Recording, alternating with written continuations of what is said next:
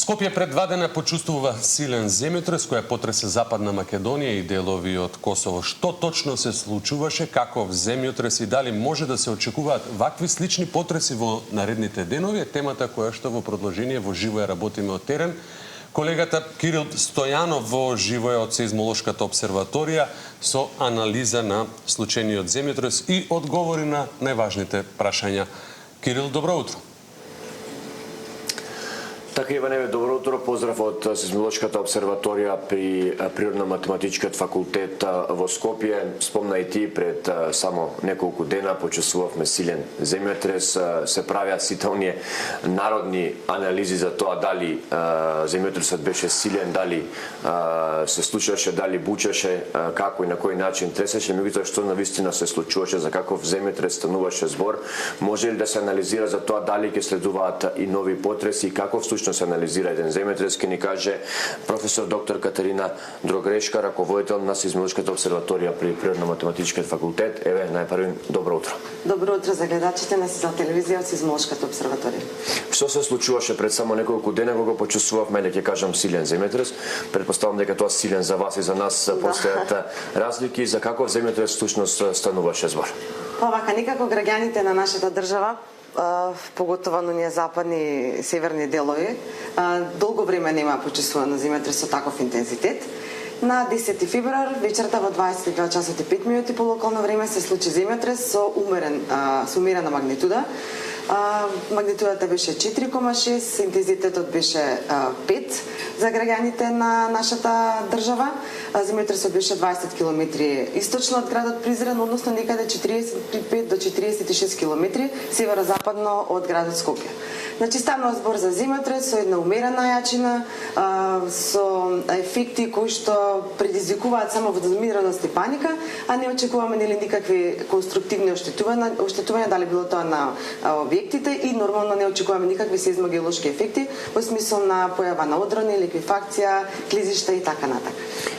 Оно што исто така за нас е важно, колку еден ваков земјотрес може да се предвиди дали ќе донесе со себе и нови потреси, всушност дали овие денови имавме и други потреси, дали може да се очекува дека оној што беше најсилниот или ќе може да има и други посилни потреси? Па во поглед на жариштето што екзистира во тој дел на Република Косово, значи станува збор за Призренското сеизмогено жариште, кое што досега има пријавувано, мислам во неговата историја има случувани и посилни земјотреси.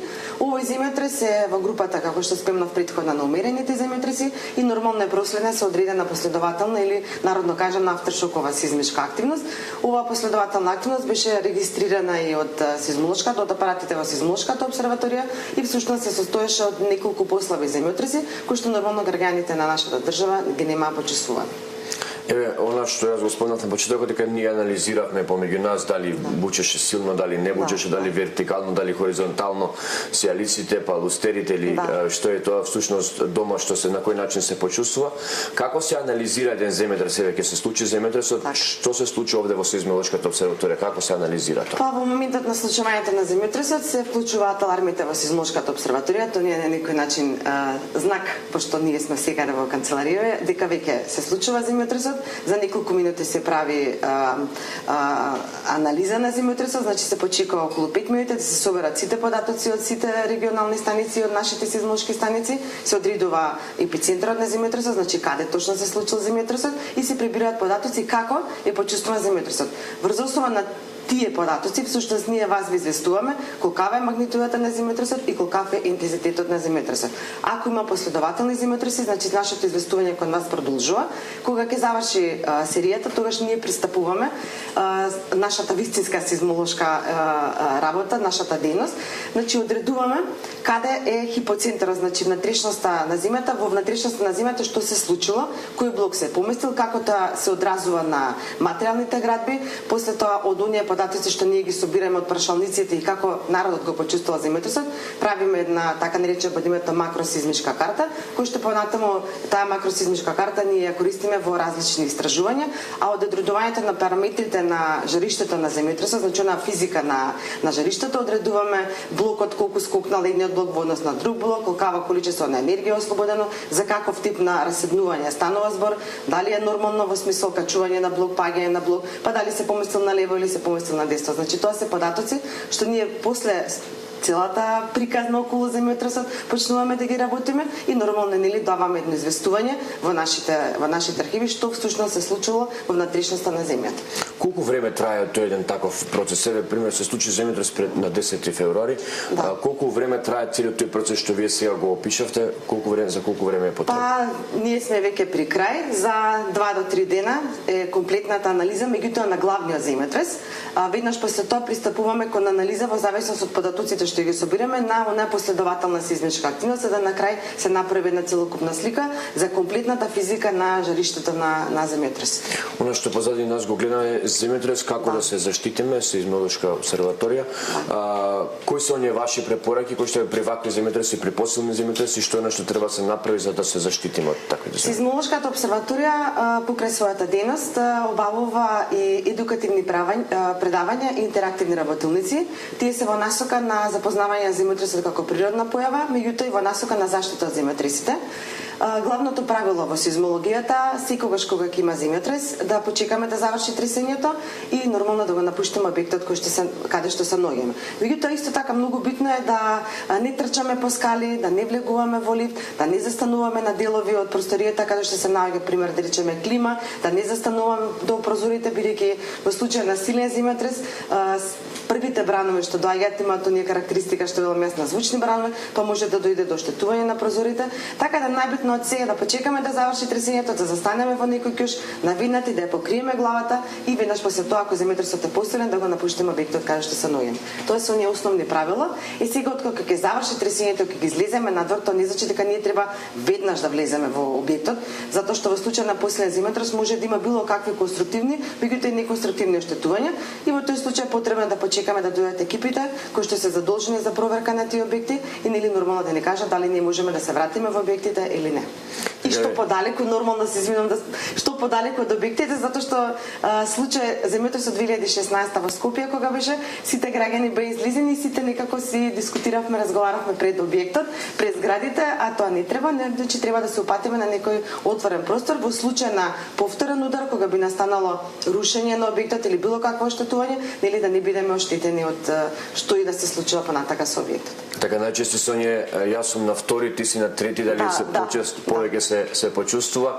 Она што исто така е важно, јас овде видов и фотографија од оној силен земјотрес 63-та година кога се рушили дел од објектите, имаше 2016 над 5 степени јачина. Колку ова подрачје може да се очекува да биде она најлошо сценарио? Колку ова подрачје може да се предвиди, каква јачина максимална би можело да има и дали тоа всушност може да се предвиди? Скопското епицентрално подрачје, всушност како и неколку епицентрални подрачја на нашата територија, екзистираат со една висока сеизмичка активност. Тоа значи дека имаме раседни дислокации, значи блокови кои што се активни или така наречени под името живи раседи кои што произведуваат умерено силни до силни земјотреси. Покрај Скопското, еве сега само би го напоменала и Валандовското епицентрално подрачје, Битолското, Демиркапиското, Гевгелиското, Дојранското, Пекчева Кресна, значи сите тие Дебарското, Мавровското, тоа се сите епицентрални подрачја кои што произведуваат умерено силни до силни земјотреси. Ако се сконцентрираме на Скопското епицентрално подрачје, она што го знаеме од она сеизмичка историја е дека ова епицентрално подрачје до сега веќе неколку пати имало се случувале земјотреси чие што магнитуда била поголема од 6. Тоа се земјотресот во 518-та година и земјотресот 1555-та година. Разорниот земјотрес кој што го паметат голем дел од граѓаните и ние учиме за него и голем нормално го знаеме земјотресот на 26 јули 1963 година, тоа беше земјотрес со магнитуда 6,1. Всушност таа магнитуда одредена според оние макросизмички пак податоци за 518-1555 година, и ако се земат во предвид, значи сите анализи досега направени на Скопското епицентрално подрачје, разгледувајќи онаа наблюдувана и очекувана сеизмичка активност и оние периоди на повторување на земјотреси со такви магнитуди, максималната магнитуда која што би се очекувала овдека би било некаде во интервал од 6,5 до 6,7. Меѓутоа искрено се надевам дека Скопје екзистира во една област каде каде што градбите се асеизмички, нели колку можеме повеќе да се заштитиме од ефектот на земјотресите и се во насока на заштита на човечките животи.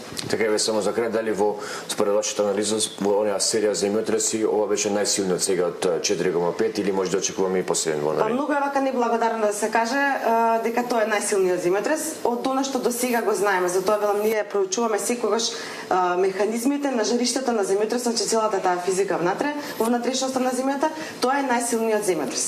Меѓутоа секогаш постои што ако би се случило нешто посилен. Меѓутоа според тоа како се одвива целиот тој развој на сизмичката активност, да може да се каже дека веќе главниот удар помина, дека се тоа што следи иде во насока на смирување на оние напрегања што се појавуваат во внатрешноста на земјата. Професор доктор Катерина Догрешка, ви благодарам за Благодарам и на вашата вас за поканата. Слушнавме за тоа како изгледаше последниот земјотрес пред само неколку дена кој што се осети во Скопје и во делови на Западна Македонија и во Република Косово. Слушнавме од мојата соговорничка како тече на анализа на земјотресот, што е на што се случува и во какво подрачје живееме, што е на што може да се предвиди во делот на земјотресите. Иван Елена, доколку немате дополнително прашање, овде би го завршили овој разговор од Сизмолошката обсерваторија при Природно-математичкиот факултет во Скопје. Благодариме, Кирил, за овие информации и актуелности кои што еве ги потресува Скопје и поголем дел од Западна Македонија пред неколку